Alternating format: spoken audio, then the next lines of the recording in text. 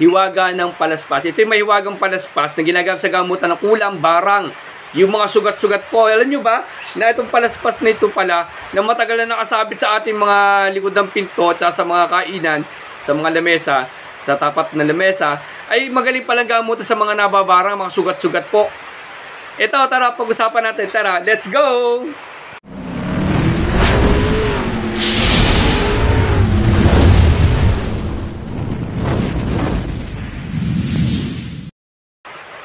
Mapagpalang araw mga kagimat, no. Yun po, no, kailangan din natin ng mga paglilinis sarili bago tayo mag-aral po ng mundo spiritual, no. Ito, pag-usapan natin yung palaspas.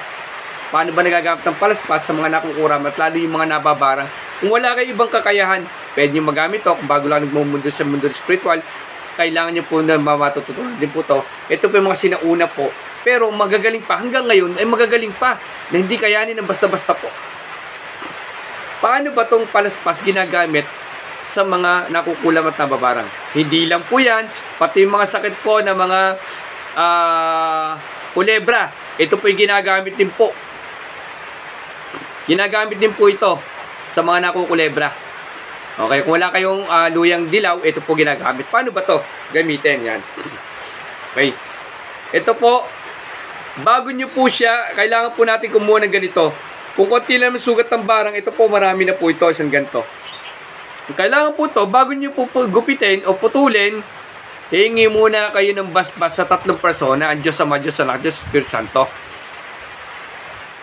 Dasalan nyo po ito, hilingin sa taas, Diyos Ama, Diyos Anak, Diyos Espiritu Santo. Ama, nawa kalugdan nyo po ako na ang sagradong palaspas na ito ay magamit ko sa gamutan. Maggupit ko po siya at masunog ko siya at nawa yung abo na magagamit ko po sana sa mga kagalingan ng lahat ng pasyenteng madadampian nito. Ito inihiling ko sa inyo, Diyos Ama, Diyos Anak, Diyos Espiritu Santo. Hipan nyo ng pakurus bago nyo po siya gupitin. Ngayon, pag nakakuha na kayo isang ganito, ang gagawin nyo naman po, susunugin nyo po siya. Yung abo nito, kukunin nyo yung abo. Pag nakuha nyo ng abo, yung kalahati po nito, pagka po yung kulebra, ilalagay nyo po sa langis yung abo. Tapos, pag kulebra po yan, kunyari, kulebra dito, no? Yung abo, nasa langis na, no? Haluin nyo. Yung kulebra po, pinupunasan muna ng paikot yung labas. 3 paikot. Tapos, pupunasan nyo yung loob pagkatapos ng nung labas. 3 muna labas, yung labas muna, kukulungin natin. Yun pagsisilo po, kukulong. Paano naman pagka mga nakulam at nabarang na may sugat-sugat? Number 1 po to, yung mga barang po, pati po dito. Pagka naman po yung nakulam na barang po, kailangan po natin dasalan to, yung abo na nilagay natin, yung kalating abo po, lalagay natin sa tubig, yung kalating abo, lalagay natin sa langis. Dadasalan po natin sila, kung meron kayong dasal ng nung St. Benedict, dasalan nyo ng St. Benedict, basag ng likod at harap. Revuelta, panlusaw, lahat ng pamarusa, pwede nyo ikarga doon sa, natin, sa, kung ano meron lang kayo, no?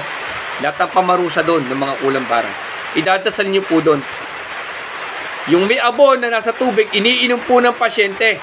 At yung abo na may langis, yun po ang ipupunas nyo sa lahat ng sugat ng pasyente. Yan po yung mga history po na nagagamit po ang palaspas sa gamutan.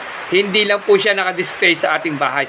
Sagrado po ang palaspas, kaya bago sunugin at saka gupitin, kailangan humini muna ng basbas sa taas kasi po sagrado ang palaspas. Naway mga tulong sa inyo ang konting kaalaman ninyong kagimat, sepi, agimat, amirik, sagimat, pero wala namang agimat. Nasa puso, ang tunay na agad. Maraming salamat, God bless sa inyo lahat.